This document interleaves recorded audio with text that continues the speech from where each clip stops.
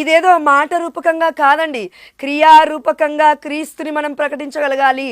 అందుకే క్రైస్తవులు అంటే క్రీస్తును ధరించినవాడు, క్రీస్తుని కలిగి ఉన్నవాడు. ఎక్కడ కలిగి ఉన్నాడు? బయట కాదు, లోపల. ఎలా జరుగుతుంది ఇది? కాబట్టి ఆ అంశాలు ఇప్పుడు మనం ధ్యానించుకుందామండి. మనము మామూలుగా యోహాను సువార్త 6వ అధ్యాయము 48 నుండి 51 వచనాలు మనకు తెలుసు. చూడండి, జీవాహారమును నేనే అన్నాడు యేసుప్రభుల వారు. అంటే మనకి జీవాన్ని ఇచ్చే ఆహారం ఒకటి ఉంది. ఆ ఆహారం పేరు ఎవరు? యేసుప్రభుల వారు. నేనే. అందుకే యోహాను సువార్త మనం 4వ అధ్యాయం 24వ వచనంలో కూడా చూస్తున్నాం. సమరయ స్త్రీతో యేసుప్రభుల వారు మాట్లాడుతున్నాడు, నేనే నీ వద్దకు వచ్చింది అని.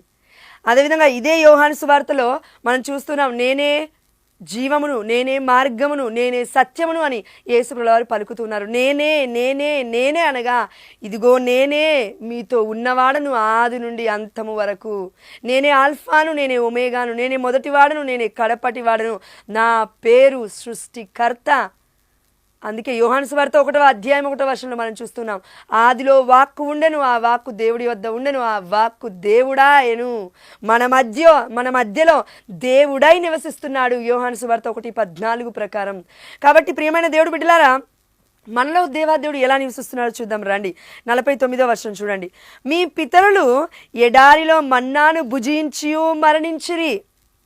పరలోకము నుండి దిగివచ్చిన ఆహారమిదే, దీనిని భుజించువాడు మరణింపడు. పరలోకము నుండి ఒక ఆహారము దిగి వచ్చింది. ఆ ఆహారం పేరేంటంటే జీవాహారము, జీవాన్ని ఇచ్చు ఆహారము. అందుకే యేసుప్రభుల వారు అన్నారు, నేనే జీవము. అయితే ఈ జీవాన్ని పొందుకుంటే మనం ఎందుకు ఇలా ఉంటాం నిర్జీవులుగా? ఎందుకు ఇలా నిస్పృహ పడిపోతూ ఉంటాము? ఎందుకు నిరాశలో బ్రతుకుతున్నాం? ఎందుకు కృంగి కృషించిపోతూ ఉన్నాము? ఎందుకు భయము? ఎందుకు ఆందోళన? ఎందుకు అలజడి? ఎప్పుడేమైపోతుందో నా బ్రతుకులో అని ఎందుకు పదే పదే పదే ఆలోచించి? అంటే మనలో నిర్జీవం అనేది ఏదో ఉంది, సాతాను ఆలోచనలు. ఆ నిర్జీవాన్ని మన ఇంటి నుండి, మన ఒంటి నుండి బయటికి తరిమేయాలంటే మనం ఆహ్వానించాల్సింది ఎవరిని అంటే జీవాహారమును నేనే అని పలుకుతున్నా యేసయ్యను. కాబట్టి ఆ దేవాదేవుడు ఏమని చెప్తున్నాడు చూడండి, జీవాహారమును కలిగి ఉండడం వల్ల జరిగే గొప్ప క్రియ ఏంటంటే 50వ వచనము, పరలోకము నుండి దిగివచ్చిన ఆహారం ఇదే, దీనిని భుజించువాడు మరణింపడు. చూడండి, మనలో చాలామంది బ్రతికే ఉన్నాము, కానీ నిర్జీవులుగా ఉన్నాం. సజీవ లెక్కలో ఉన్నామేమో, ఏదో మన ఇంటికి వచ్చి ఆ యొక్క మన జనాభా లెక్కలు రాసుకుంటారు కదా, పేరు ABC అని, కుటుంబాల్లో ఎంతమంది ఉన్నారమ్మా అంటే పేరు చెప్తాం. అలా బ్రతికి ఉన్నాం, ఏదో ఊపిరి పీల్చుకుంటున్నాం ఏదో దేవుడి కృప వల్ల, కానీ లోపల మనకి జీవం లేదు, నిరుత్సాహంతో ఉన్నాము. అందుకే పని చేసినా కోపమే, పని చేయకపోయినా కోపమే, డబ్బులున్నా కోపమే, డబ్బులు లేకపోయినా కోపమే, ఆస్తి అంతస్తులు ఉన్నా కోపమే, ఏవీ లేకపోయినా కోపమే. అసలు ఎలా జీవించినా ఒక సంతోషం అనేది మన కుటుంబాలలో, మన జీవితాలలో ఈరోజు కనబడట్లేదు. దానికి కారణం ఏంటంటే దేవాదేవుడు చెప్తున్నాడు, పరలోకము నుండి దిగివచ్చిన జీవము గల ఆహారమును నేనే, ఈ ఆహారమును ఎవడేని భుజించినచో వాడు నిరంతరము జీవించును. జీవిస్తున్నావా ప్రియమైన బిడ్డ? ఈ రోజున నీ జీవితాన్ని ఆనందదాయకముగా జీవించలేకపోతున్నావు. దానికి కారణము క్రీస్తు నీలో నాలో లేడు. దేవాదేవుడు అంటున్నాడు, ఈ లోకము ఈ ప్రపంచము జీవించుటకు నేను ఇచ్చు ఆహారము నా శరీరమే అని నేను మీతో నిశ్చయముగా చెప్పుచున్నాను. ఆమేన్, హల్లెలూయా. దేవాదేవుడు ఒక్క వాక్యం చెప్తేనే భూమి ఆకాశము గతించిన నా మాట ఎన్నడూ గతించదు అని మత్తయి సువార్త 24వ అధ్యాయం 35వ వచనంలో చెప్పినారు. కానీ ఇక్కడ దేవుడు ఏమంటున్నాడు చూడండి, ఇదిగో ఈ ఆహారము నా శరీరమే అని నేను మీతో నిశ్చయముగా చెప్పుచున్నాను. అంటే రూఢిగా దేవాదేవుడు చెప్తున్నాడు, అంటే ఖచ్చితముగా. అంటే మనం పట్టించుకోం కదండి. ఎవరైనా మన తల్లిదండ్రులు వచ్చి మనతో ఒక మాట చెప్తే, మన కుటుంబ సభ్యులు ఒక మాట వచ్చి చెప్తే, అంతెందుకు జాబ్ చేస్తున్నామేమో, అక్కడున్న ఆ యొక్క డీన్ లేదంటే MD, CEO లేదంటే HR manager, whatever they are, team lead అయినా అనుకుండొచ్చు, వచ్చి చెప్తే మనం లైట్ తీసుకుంటాం మాటని. ఎందుకు? కొంతమంది అయితే సీరియస్గా తీసుకుంటారు. ఎందుకు? ఒకవేళ కరెక్ట్గా జాబ్ చేసామనుకోండి ఉంటాము, కరెక్ట్గా చేయకపోతే తీసి పక్కన పడేస్తారు వాళ్ళు. మరి ఈ లోకంలో ఈ జాబ్ కోసం, ఈ డబ్బుల కోసం సంపాదిస్తున్న మనకే ఇంతుంటే మనకి ప్రాణాన్ని ఇచ్చింది, మనకి ఊపిరిని పోసింది, ఈ యొక్క దేహాన్ని ఇచ్చింది, ఈ జీవాన్ని పోసింది. సమస్తము దేవుడే సృష్టికర్తగా ఉన్నప్పుడు, నీకును నాకును యజమానుడిగా ఉన్నప్పుడు ఆ దేవాది దేవుడు చెప్తున్న మాటని పట్టించుకోవట్లే మనం. అందుకే నిర్జీవులుగా ఉన్నాము, జీవం లేదు మనలో. కాబట్టి ఆ దేవాదేవుడు ఎందుకండి మరి ఇలా చెప్తూ ఉన్నాడు? మరి తీసుకోండి నన్ను, తీసుకోండి నన్ను, తీసుకోండి నన్ను, జీవాహారము నేనే అని చెప్తూ ఉన్నాడు. ఆ దేవాదేవుడు ఎందుకు అంటే జీవము కలిగి బ్రతకడానికి, సంతోషముతో వర్ధిల్లడానికి, మనలో ఉన్న ఆనందాన్ని పరులతో పంచుకోవడానికి. ప్రియమైన బిడ్డ, మరి ఏం చేయాలి? అలా ఆనందంగా దేవుళ్ళో మనం జీవించాలంటే ఏం చేయాలి? ఆన్సర్ ఉందండి మనకి. నిర్గమాకాండము 16వ అధ్యాయం దగ్గరికి ఒకసారి రండి. నిర్గమాకాండము 16వ అధ్యాయం 4వ వచనం చూద్దాం. ఇక్కడ ఇజ్రాయెల్ ప్రజలందరూ మోషేని అహరోన్ని తిట్టుకుంటున్నారు. మమ్మల్ని ఈ ఎడారి ప్రాంతంలో నడిపిస్తున్నారు, మాకు ఆహారం లేదు, మేము అక్కడెక్కడో ఐగుప్తులో బానిసత్వంలో బ్రతికినప్పుడు మాంసం తిన్నాం, గట్టిగా మంచిగా తిన్నాం, రొట్టెలు తిన్నాం, ఇక్కడ అవి ఏమీ లేవు, ఈ ఎడారి ప్రాంతం గుండా నడిపించుకొస్తున్నాడు అని మోషేని అహరోను తిట్టకుండా తిడుతున్నారు అక్కడ 16వ అధ్యాయంలో. అంటే వారి ఫోకస్ మొత్తం దేనిపైన ఉందంటే తిన్నామా, తొంగున్నామా, తెల్లారిందా. తినడమే జీవితం, నిద్రపోవడమే జీవితం, లేదంటే ఎవరైనా తిట్టామా కొట్టామా ఇదే జీవితం అయిపోయింది. కానీ అసలు నేను దేవుల్లో ఆనందిస్తున్నానా లేదా, ఈ ఆలోచన ఏమీ లేదు వారికి. చూడండి, హానోకు దేవుడితో నడిచెను కనుక పరలోక రాజ్యమునకు కొనిపోయెను. ఏలియా దేవుడితో సహవాసము చేసెను కనుక అగ్ని రథముల ద్వారా తీసుకువెళ్ళబడెను. అమ్మ మరియ తల్లి పరిశుద్ధమైన బాలయేసు అంటే దేవుడికే జన్మనిచ్చింది కాబట్టి ఆ తల్లి పరలోక భూలోక రాజ్ఞిగా ప్రపంచానికి ప్రకటింపబడింది. అంటే మోషే దేవుడితో సహవాసం చేశాడు, అహరోను కూడా యాజకత్వంలో ఉన్నాడు.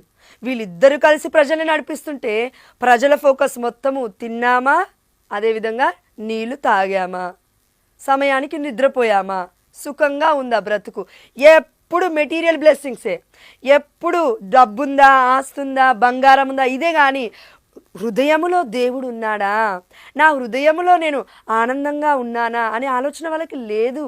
ఎందుకంటే తిండి మీద ఉంది ధ్యాస మొత్తం. మనందరికీ కూడా ఈ రోజున దేని మీద ఉంది వ్యసనము, దేని మీద ఉంది ఆలోచన, అదే నిన్ను నన్ను బానిసత్వంలోకి ఈడ్చుకెళ్తుంది ప్రియమైన బిడ్డ. అందుకే ఆ దేవాదేవుడు ఏమంటున్నాడు చూడండి, నిర్గమాకాండం 16వ అధ్యాయం 4వ వచనము. అప్పుడు యావే ఇదంతా విన్నాడు, దేవాతి దేవుడు గొనగడం సనగడం ఇజ్రాయేల్ ప్రజల్ని విని అంటున్నాడు. అప్పుడు యావే మోషేతో, ఇదిగో నేను ఆకాశము నుండి వారికి ఆహారమును కురియంతును. ఎక్కడి నుంచి అంట? ఆకాశము నుండి. ఎవరికి? ఈ ఇజ్రాయేల్ ప్రజలకి. ఎవరితో చెప్తున్నారు ఈ మాట? మోషేతో మాట్లాడుతున్నాడు దేవుడు. చూడండి, ఇజ్రాయేల్ ప్రజలు దేన్ని సంపాదించుకోలేకపోయారు తెలుసా? ఇవన్నీ అడిగి పొందుకుంటున్నారేమో మోషే మధ్యవర్తిత్వ ప్రార్థన ద్వారా, కానీ దేవుడితో మాట్లాడలేకపోతున్నారు వాళ్ళు. దేవుడి యొక్క వాక్యం వారికి అర్థం కావట్లేదు. కానీ మోషేకి అర్థమవుతుంది, మోషేతో మాత్రమే దేవుడు ముచ్చటిస్తూ ఉన్నాడు. అందుకే ప్రజలు ఎన్ని కంప్లైంట్స్ తెచ్చినా మోషేతో మాత్రమే మాట్లాడుతున్నాడు. కాబట్టి ప్రియమైన దేవుడు బిడ్డలారా, దేవుడు అంటున్నాడు, ఇదిగో నేను వారికి ఇప్పుడు ఆకాశం నుండి ఆహారమును కురింతును. దేవుడు ఎంత కృపామయుడండి, ఎంత గొప్పవాడండి, ఎంత దయామయుడండి, ఎంత ప్రేమ కలిగిన వాడండి, ఎంత దీర్ఘ శాంతి కలవాడండి. ఎందుకంటే అప్పటికి కూడా వారిని క్షమించి నేను వీరికి సీదా సాధారణమైన ఆహారాన్ని కాదు, పరలోకం నుండి ఆహారాన్ని ఇస్తాను. ఆహారం చూడండి ఏం జరుగుతుంది ఇక్కడ. ప్రతి దినము ఈ ప్రజలు వెలుపలికి వెళ్ళి అంటే బయటికి వచ్చి ఏనాటి బత్తెమును ఆనాటికి సమకూర్చుకొనవలెను. బయటికి వెళ్ళి అనగా వాళ్ళు ఉంటున్న గుడారములు, ఎక్కడికి వెళ్తే అక్కడ గుడారం వేసుకుంటున్నారు కదా, ఆ గుడారం నుండి బయటికి రావాలి. ఆనాడు ఆ దేవాతి దేవుడు అబ్రహాముతో చెప్పాడు, ఇదిగో గుడారం నుండి బయటికి రా అబ్రహాము, నీ సంతతి లెక్కకి బిక్కుటముగా నేను వర్ధిల్లింపజేస్తాను. గుడారం నుండి బయటికి రావాలి, కంఫర్ట్నెస్ లైఫ్ నుండి బయటికి రావాలి, దేవుడి యొక్క పరిచర్య చేయడానికి బయటికి రావాలి.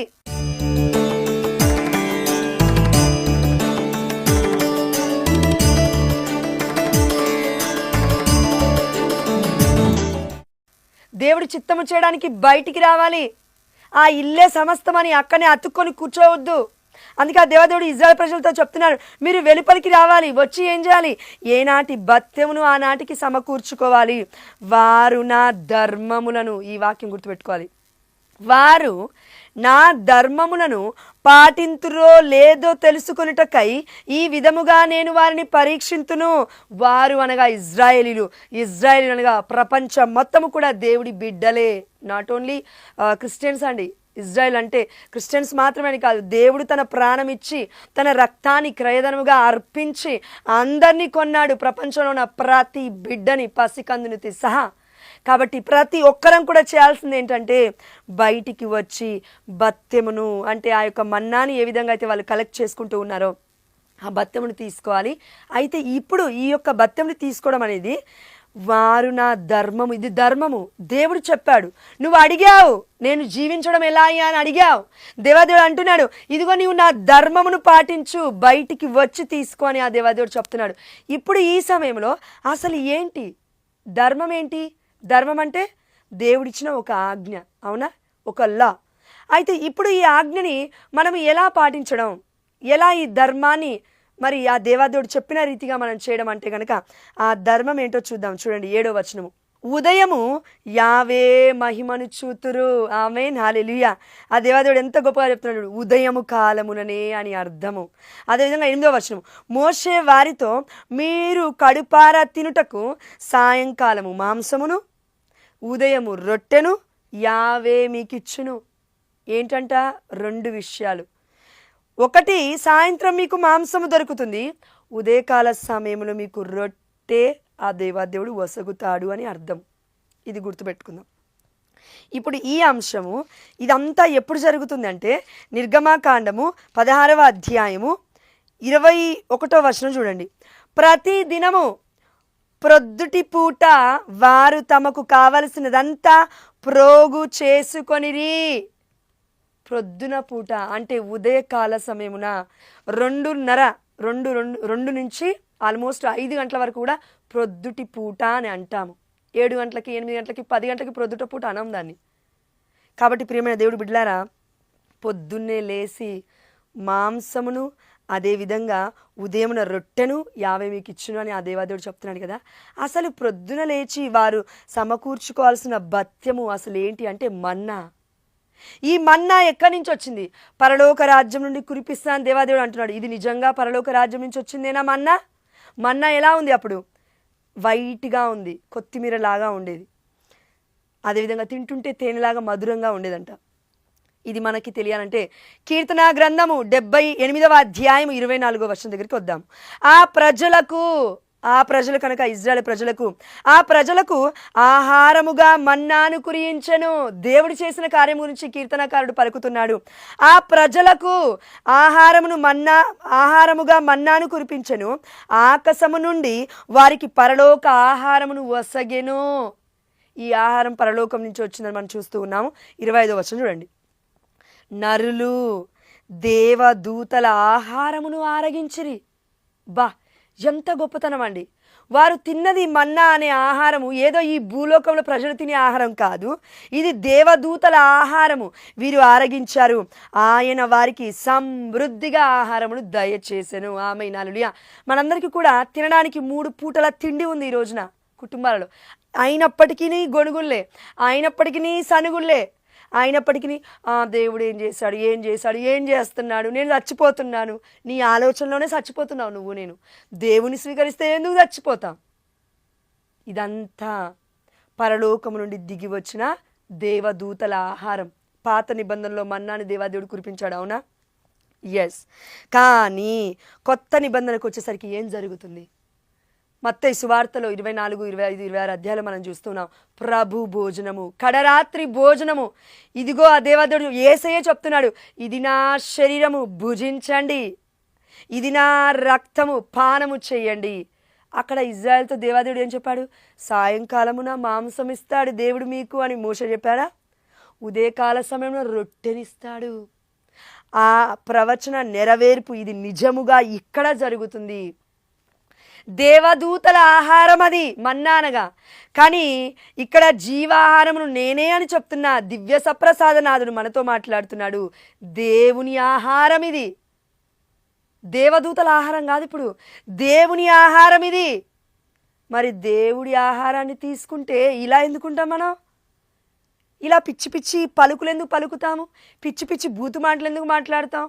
జీవన్ మరణమును నీ నోట పెట్టాను, నువ్వు ఏది మాట్లాడితే అదే నువ్వు కోసుకుంటావు. అంటే ఈరోజు నేను చచ్చిపోతా అన్నావు అనుకో, నిజంగానే చచ్చిపోతావు. ఈరోజు నేను బ్రతకను అనుకున్నావు, నిజంగానే బ్రతకవు. ఈరోజు ఎవరికో ఏదో అవుతుంది, నా బిడ్డలు ఇలా అవుతారు, నాశనం అవ్వాలి, నిర్జీవం అయిపోవాలంటే నిజంగా అవుతున్నారు. శాపవచనాలు పలుకుతున్నావేంటి? దీవెన పలుకులు పలకమని చెప్తుంటే దేవాదేవుడు. సామెతల గ్రంథం 18:21, జీవన్ మరణమును నీ నోట పెట్టాను. అయితే మోషే ఏది పలికినా ఆ దేవాదేవుడు విన్నాడు. అబ్రహాము ఎలాంటి ప్రార్థన చేసినా ఆ దేవాదేవుడు విన్నాడు. ప్రవక్తలు అనేకలు ఎంత గొప్పగా ప్రార్థన చేస్తుంటే అంత గొప్పగా ఆ దేవాదేవుడు వింటున్నాడు. మరి నువ్వు నేను ప్రార్థిస్తే ఎందుకు వినట్లేడు దేవుడు? దానికి కారణం నీ నా నోరు. ఎందుకంటే అధికారం ఇచ్చామనుకో, ప్రవక్తుకురాలుగా చేశామని అనుకోదు ఆ దేవాదేవుడు, ఏం చేస్తాం మనం? అందరినీ తిడతాము, అందరినీ అనరాని మాటలు అంటాము, అందరినీ తక్కువ చేసి పడేస్తాం, మనమే ఎక్కువ చేసుకుంటాము. కాబట్టి దేవుడికి మన బుద్ధి తెలుసు. ఉన్న అభిషేకాన్ని తీసుకోకుండా చూసుకో, ఆ దేవాదేవుడు చెప్తున్నాడు. అందుకే ప్రియమైన దేవుడు బిడ్డలారా, మనము దేన్ని స్వీకరించాలి? మరి వారు ఏ విధంగా అయితే ప్రతిరోజు బయటికి వచ్చి బత్తెమును ఉదయకాల సమయంలో ఆరగించి ఉన్నారో మన్నాని, మనమును కూడా దివ్య సప్రసాద నాదుణ్ణి ప్రతిరోజు ఉదయకాల సమయంలో లేచి దేవుడి యొక్క దివ్యమైన సన్నిధికి వెళ్ళి దివ్య సప్రసాద నాదుని జీవాహారాన్ని పొందుకోవాలని మన కనతలైన కథోలిక శ్రీసభ ప్రపంచవ్యాప్తంగా దివ్యమైన బలి పూజను సెలబ్రేట్ చేస్తుంది. ఇందులో మనం పాల్గొంటున్నామా? ఈ సమయంలో మనకు ఒక ప్రశ్న రావచ్చు, ఆదివారం రోజున వెళ్ళడమే కష్టం అండి. పొద్దున ఏ జాబ్ చేస్తున్నావు? జాబ్కి వెళ్ళే ముందు దివ్యమైన సప్రసాద నాదుని తీసుకురాదు. చాలామంది ఉన్నారు జాబులు చేస్తూ దేవాతి దేవుడి యొక్క సన్నిధికి వెళ్తూ దివ్య బలి పూజ ఎంత అనుకున్నారు? అర్ధగంట నుంచి గంటలోపే ఉంటుంది సిటీలో, ఈ సరౌండింగ్స్లో నాకు తెలిసిన మట్టుకి. ఇంకా మిగతా బయట పల్లెటూరులో నాకు తెలియదండి. ప్రతిరోజు అంటే ప్రజలు వచ్చేదాన్ని బట్టి యాజకులు కూడా వస్తారు, దివ్యమైన బలి పూజను కొనియాడతారు, తప్పక వారు పెడతారు. కాబట్టి మరి ఇది ఎక్కడ ఉందండి చేయాలని? It's a rule from God. ఇది ఒక గొప్ప ఆజ్ఞ దేవుడి దగ్గర నుంచి. చాలామంది అంటున్నారు ఆదివారం మాత్రమే తీసుకోవాలి, మిగతా రోజులు మొత్తం నిద్రపోవాలి. నో, దేవుడి దగ్గర నుంచి ఒక ఆజ్ఞ ఉంది. ఎక్కడో చూద్దాం రండి. నిర్గమకాండము 16వ అధ్యాయము 4వ వచనం కంటిన్యూషన్లో చూద్దాం.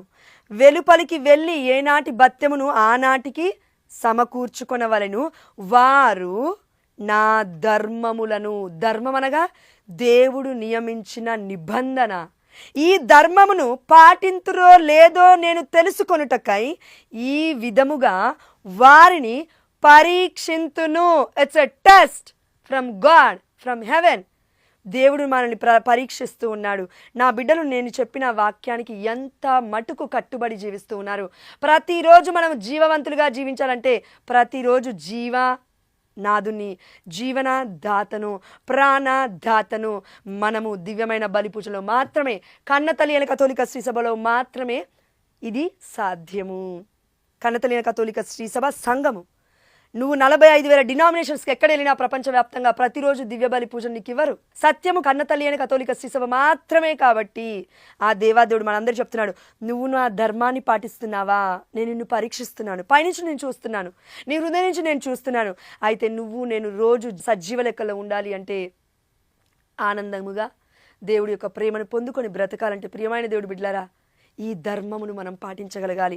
చివరిగా ఒకటే మాట, కన్నతల్లి కథోలిక శ్రీసభ catechism of the Catholic Church CCC 1389 పారాగ్రాఫ్లో ఇలా ఉంది: ఆదివారాల్లోనూ పండుగ రోజులలోనూ ఇంకా ఎక్కువ సార్లు సాధ్యమైతే, చూడండి, సాధ్యమైతే ప్రతిరోజు విశ్వాసులు దివ్య సప్రసాదాన్ని తీసుకోవాలని గట్టిగా ప్రోత్సహిస్తుంది. ఎవరు? కన్నతల్లి అయిన కథోలిక శ్రీసభ. ఇది క్యాటగిజం ఆఫ్ ద క్యాథలిక్ చర్చ్లో ఉంది. అదేవిధంగా బైబిల్లో ఎక్కడుంది అంటే నిర్గమకాండం 16వ అధ్యాయము 4వ వచనంలో ఉంది. కొత్త నిబంధనలో జీవాహారమును నేనే, నన్ను కలిగి ఉన్నవాడు జీవించినను మరణించినను జీవిస్తాడు. ఆమేన్, హల్లెలూయా. కాబట్టి ప్రియమైన దేవుడు బిడ్డలారా, చాలా క్లియర్గా ఆ దేవాదేవుడు మనతో చెప్పినాడు, నేను వీరందరినీ కూడా పరీక్షిస్తున్నాను, నా ధర్మాన్ని పాటిస్తారో లేదో, దివ్య సప్రసాద నాదుని కొంటామో లేదో అని ఆ దేవాదేవుడు మనల్ని ఇలా చూస్తూ ఉన్నాడు. క్రీస్తుని ధరించడం అంటే దివ్య సప్రసాదాన్ని కొనటమే. కాబట్టి ప్రియమైన దేవుడు బిడ్డలారా, ఇంత గొప్ప వాక్యాన్ని అందించిన పరిశుద్ధాత్మ దేవుడికి సమస్త ఘనత మహిమ ప్రభావములు చెల్లిస్తూ ప్రతిరోజు దివ్యమైన బలి పూజలో పాల్గొంటే ఆనందం మనకే, సంతోషం మనకే, ఆశీర్వాదం మనకే. అదేవిధంగా కుటుంబం మొత్తం ఆయుర ఆరోగ్యంతో మనం వర్ధిల్లుతాం. ఆమేన్, హల్లెలూయా. 2026లో ఈ యొక్క కొత్త మార్పుని ఆ దేవాదేవుడు మనందరి నుంచి కోరుకుంటున్నాడు. ఈ ధర్మమును పాటించి దేవుణ్ణి మహిమపరచుదాం. ఆమేన్, హల్లెలూయా. పితా పుత్ర పవిత్రాత్మ నామమున ఆమేన్.